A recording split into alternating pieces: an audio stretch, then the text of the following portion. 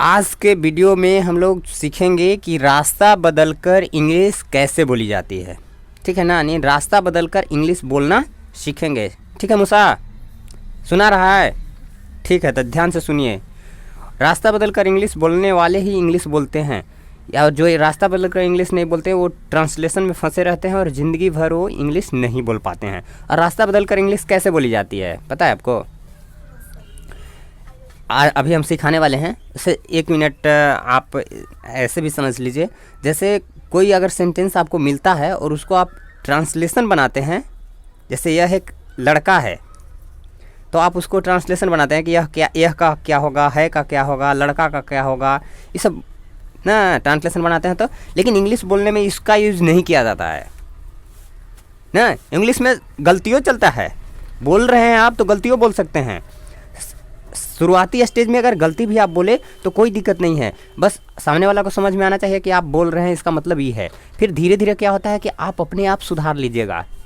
तो स्टार्ट तो कीजिए, स्टार्ट जब कर लीजिएगा तो धीरे धीरे आपकी इंग्लिश अपने इम्प्रूव हो जाएगी, सारा चीज़ अपने कॉन्सेप्ट क्लियर हो जाएगा और आप खुद संभाल लीजिएगा।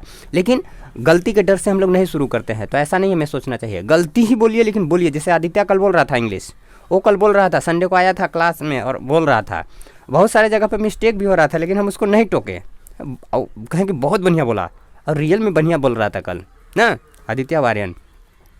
तो इसी तरीक़ा से इंग्लिश सीखी जाती है। जब इनको प्रैक्टिस हो जाएगा और बोलने का आदत हो जाएगा, अपने आप ही संभाल लेगा कि कौन टेंस में क्या होगा, कहाँ हम गलती बोल रहे हैं, कहाँ सिंगुलर बोलना चाहिए, कहाँ एस लगाना चाहिए, कहाँ इज लगाना चाहिए, आर लगाना चाहिए, ये सब समझ लेगा। तो अभी इसको सिर्फ इनकरेज करने की ज़रूरत है कि आप बोलो, और जब बोल लेगा ही आदत हो जाएगा, सब हो जाएगा। तो आप भी इस स्टेप को फॉलो कीजिए। और आज हम लोग सीख रहे हैं कि हम लोग ट्रांसलेशन नहीं बनाएंगे, रास्ता बदल के बनाएंगे। जैसे हम एक एग्जांपल लेते हैं। अगर आपको मिलेगा कि पहला है कि मेरे पेट में चूहे कूद रहे हैं, चूहे कूद रहे हैं। आर्यन, इसका मतलब क्या हुआ समझते हैं? मेरे पेट में चूहे कूद रहे हैं। अब आपको अगर बोलना है तो क्या आप इसका ट्रांसलेशन बनाइएगा? Rat is running in my stomach. अच्छा, आप बोल रहे हैं कि rat is running in my stomach. No sir, rat is jumping in my stomach. कुछ भी हो, लेकिन इसका रियल मतलब ये नहीं है। आप अगर ऐसे बोलिएगा तो ज़िंदगी भर इंग्लिश नहीं आएगी। I am hungry. हाँ, अभी जाके सही बोला। देखिए, इसका मतलब समझिए, ट्रांसलेशन मत बनाइए। इंग्लिश बोलने के लिए ट्रांसलेशन नहीं, मतलब समझा जाता है। और आप समझ करके बोलिए कि जो बोल रहे हैं उसका मतलब क्या है। इसका मतलब क्या हुआ? मेरे पेट में चूहे कूद रहे हैं, इसका मतलब हुआ कि हम भूखे हैं, हमको भूख लगी हुई है। तो हम ऐसा भी तो कह सकते हैं कि मैं भूखा हूँ, मैं, या फिर आप बोल सकते हैं कि मैं बहुत भूखा हूँ, मैं बहुत भूखा हूँ। आप ऐसे भी तो बोल सकते हैं, बोल सकते हैं ना कि मैं बहुत भूखा हूँ। या फिर आप ऐसे भी सब बोल सकते हैं कि मुझे भूख लगी है, मुझे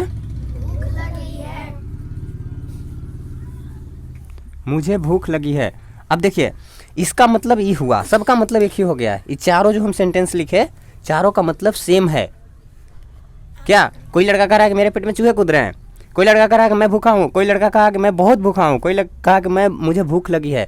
सबका मतलब एक ही है कि भूख लगी है। अगर आप इंग्लिश बोलते हैं, बोलने के क्रम में आपको अगर आ रहा है कि मेरे पेट में चूहे कूद रहे हैं, अब इसका अंग्रेजी हमको नहीं आ रहा है कि पेट और चूहे और कूदना के का होता है, तो हम इसको नहीं बोलेंगे। हम ये वाला सीधा बोल देंगे कि आई एम हंग्री ना।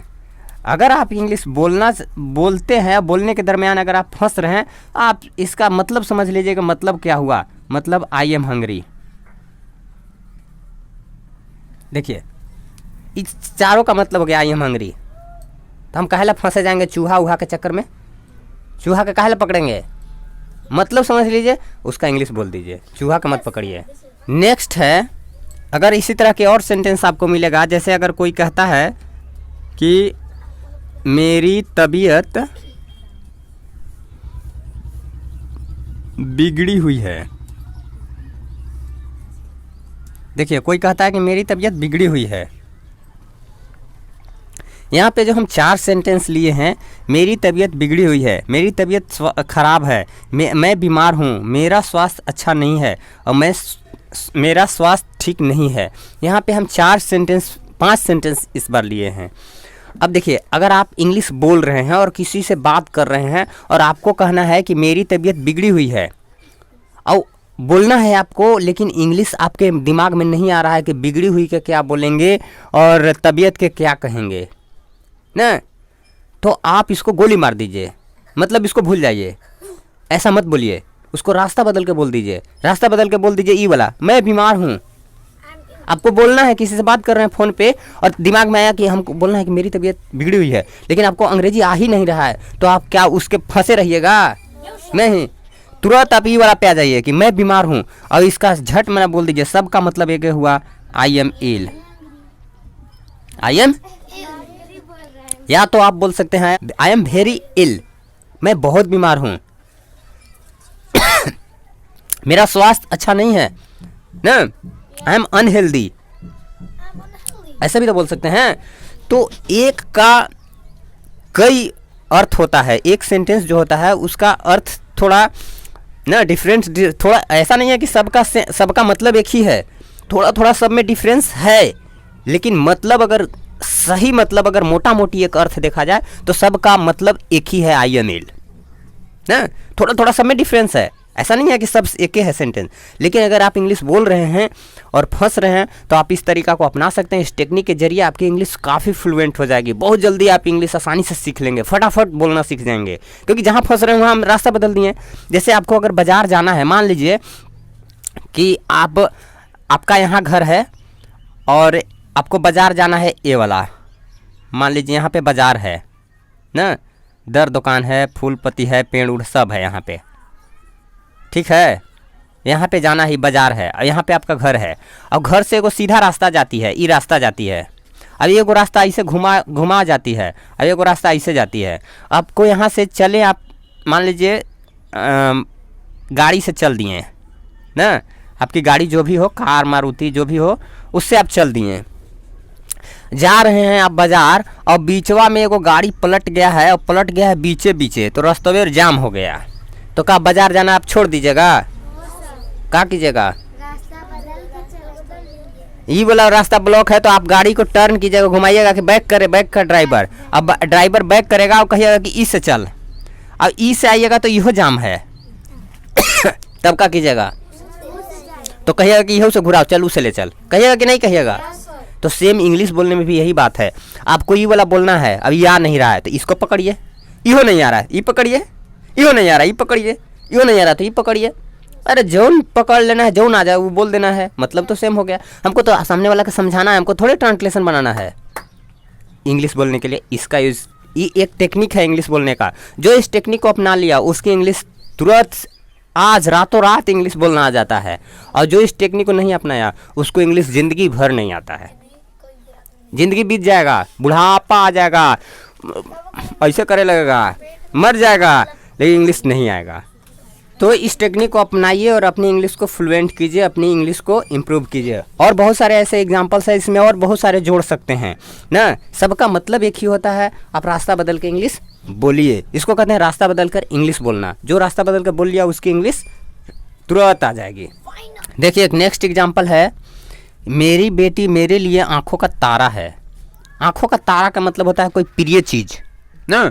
अगर आपको बोलना है या कोई सेंटेंस दे दिया और आपको इंग्लिश ट्रांसलेशन करना है, जैसे एग्जाम में ट्रांसलेशन आता है कभी कभी, तो ट्रांसलेशन करना है तो उसका तो ट्रांसलेशन उसी तरीक़ा से बनाना होगा जैसे ट्रांसलेशन बनाया जाता है वैसे करना होगा। लेकिन अगर आपको इंग्लिश बोलना है तो बोलने में इस टेक्निक का यूज़ करना होगा। मेरी बेटी मेरे लिए आँखों का तारा है, अगर हमको बोलना है, अभी नहीं आ रहा है कि तारा का क्या होगा, आँख और बेटी सब फलना ढकना कुछ नहीं आ रहा है, थोड़ा टेढ़ा बुझा रहा है कि कैसा इंग्लिश इसको बोलेंगे, तो हम सिंपल इसको मतलब समझेंगे कि इसका मतलब क्या हुआ। तो मतलब हुआ कि मेरी बेटी मेरे लिए प्रिय है, तो लिखेंगे मेरी बेटी मेरे लिए बहुत प्रिय है, या फिर आप कह सकते हैं मेरी बेटी मेरे लिए प्रिय है ना, या फिर आप ऐसे भी बोल सकते हैं मेरी बेटी मेरे लिए बहुत महत्वपूर्ण है। सबका मतलब एक ही हुआ। अगर ये नहीं आ रहा है तो इस सब में से कोई एगो पकड़ लीजिए, उसका ट्रांसलेशन आप आसानी से बना लीजिए। तो अगर आप इसको सबका ट्रांसलेशन आपको अगर बोलना है तो आप ऐसे बोल सकते हैं कि my daughter is important for me. My daughter is important for me. Aryan देखिए तो आया। याद रखिएगा कि रास्ता बदल के इंग्लिश बोली जाती है, और जितने जो लोग हैं, जितने जो इंग्लिश बोलते हैं, बहुत बड़े बड़े अच्छे अच्छे लोग इंग्लिश बोलने वाले होते हैं, वो सब रास्ता बदल के ही बोलते हैं, ठीक है ना। क्योंकि रास्ता बदल के बोलने का मतलब आप सोच के बोल रहे हैं दिमाग से, तो दिमाग अपने आप रास्ता बदल देगा, तो सोच करके इंग्लिश बोली जाए। अगर आप चैनल पर नए हैं तो चैनल को सब्सक्राइब कर लीजिए और वीडियो को लाइक भी कर दीजिए, और फिर मिलूंगा नेक्स्ट वीडियो में। तब तक के लिए लेता हूँ आपसे विदा। जय हिंद, वंदे मातरम।